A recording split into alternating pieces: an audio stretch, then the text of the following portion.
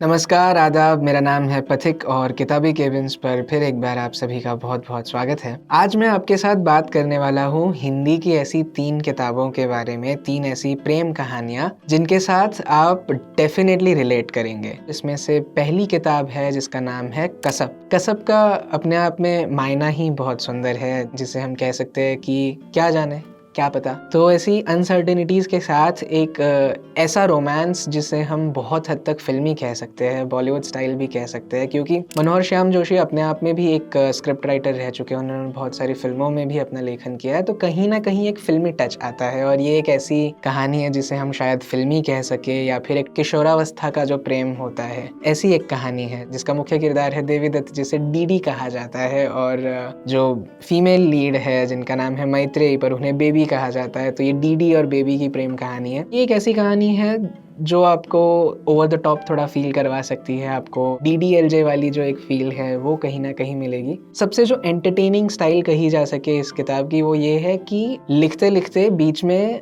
लेखक third person में entry ले लेते हैं। कभी कभी वो बता भी देते हैं कि ये जिस दिशा में जा रहा है ये फंसेगा पक्का, पर अब मैं क्या कर सकता हूँ, ये तो कहानी है, चल रही है, मैं लिख रहा हूँ, मैं आपको बता रहा हूँ। तो ऐसे करके वो राइटर से नरेटर बन जाते हैं बीच बीच में, और वो अपने ओपिनियंस बताने लगते हैं कहानी के बारे में। तो बहुत एंटरटेनिंग है, बहुत लाइट रीड भी कह सकते हैं इसे, और इसे आप पढ़ के काफ़ी मतलब खुश भी होंगे, और एक जो एक कंप्लीट एक्सपीरियंस होता है जैसे एक बॉलीवुड सिनेमा का है, वैसे ही आपको कुछ फीलिंग्स मिलेगी। दूसरी किताब है गुनाहों का देवता। पिछली किताब की अगर हम बात करें जिसमें एक किशोरावस्था का प्रेम था, थोड़ी ओवर द टॉप बातें थी, ये कहानी बहुत हद तक रियलिस्टिक प्रेम को एक्सप्लोर करती है। फर्स्ट हाफ ऐसा है कि जहाँ पर वर्ल्ड बिल्डिंग है, जहाँ पर एक तरह से इंट्रोडक्शन आता है, लव स्टोरी की शुरुआत होती है, नज़दीकियाँ एक्सप्लोर की जा रही है, सब कुछ बहुत सुंदर चल रहा है, अच्छा चल रहा है। एंड सेकेंड हाफ ऐसा है जिसका सेंट्रल थीम ही अगर हम कहें तो विरह है, दुख,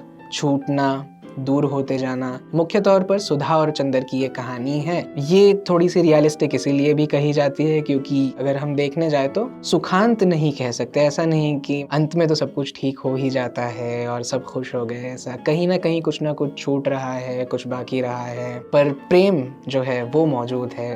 ऐसी एक बात के साथ ये कहानी चलती है। इस किताब में लिखी एक बात ऐसी है कि या तो प्यार आदमी को बादलों की ऊंचाई तक उठा ले जाता है या स्वर्ग से पाताल में फेंक देता है, लेकिन कुछ प्राणी है जो न स्वर्ग के हैं न नरक के। वे दोनों लोकों के बीच में अंधकार की परतों में भटकते हैं।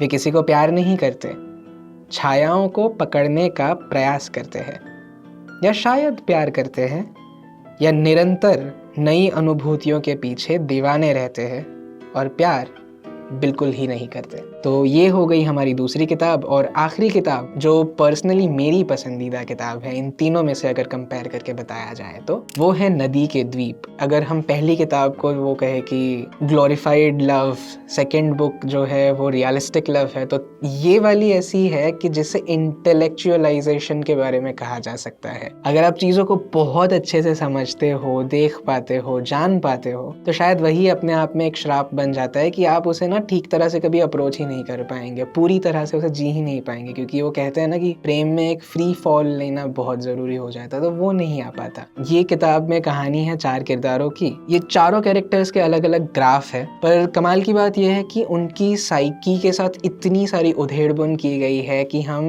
बाहर का संसार छोड़कर, कल्चर को छोड़कर, सोसाइटी को छोड़कर इन कैरेक्टर्स की साइकी में घुस जाते हैं, इन कैरेक्टर्स की निजी कहानियों में घुसते हैं कि इनकी पर्सनालिटी कैसे बनी है। Why do they seek love and how do they seek love and what do they do when they find love? ये सारी चीज़ों के साथ जो कन्फ्लिक्ट्स है उसके बारे में ये किताब है। तो अगर आपको किसी 4 ऐसे कैरेक्टर्स जो प्रेम में हैं उनकी साइकी को पूरी डेप्थ में समझना हो, लेयर्स निकाल कर समझना हो, तो ये किताब आपके लिए है। और कहीं ना कहीं फिर आपको भी थोड़ा सा ऐसे सेल्फ रिफ्लेक्शन करवा सकती है कि इन चारों में से मैं कौन से कैरेक्टर में ज़्यादा शायद रिलेट कर सकता हूँ या कर सकती हूँ, और मुझे कौन सा कैरेक्टर ज़्यादा पसंद आ रहा है। और जैसे मैंने कहा था कि इससे ना आप अपनी अटैचमेंट स्टाइल को शायद ज़्यादा अच्छे से एक्सप्लोर कर सकते हो। अंत में बात यही है कि इसी किताब का एक कोट है जो कहता है, सत्य अपने अंतर की पीड़ा से ही जाना जाता है। तो तो हर कैरेक्टर की जो अपनी अपनी अंतर की जो पीड़ाएं हैं, वहाँ से उनका अपना अपना सच जानने की जो कोशिश है, यही ये कहानी है, यही ये उपन्यास है। तो ये थी ये 3 किताबें, हिंदी की ऐसी क्लासिक्स जो एक बेंचमार्क लव स्टोरीज कही जा सकती है। और जैसा कि मैंने कहा कि इनमें से एटलीस्ट एक किताब के साथ आप खूब ज़्यादा रिलेट करेंगे। तो अगर आपने ये किताबें पढ़ी है तो मुझे कमेंट सेक्शन में बताइए कि आपको कौन सी किताब ज़्यादा कनेक्ट हुई है, ज़्यादा पसंद आई है। और अगर आपने नहीं पढ़ी है तो सबसे पहले कौन सी किताब पढ़ना चाहेंगे। आपसे फिर मुलाकात होती रहेगी, तब तक खुश रहे, आबाद रहे, अपना ख्याल रखे। शुक्रिया।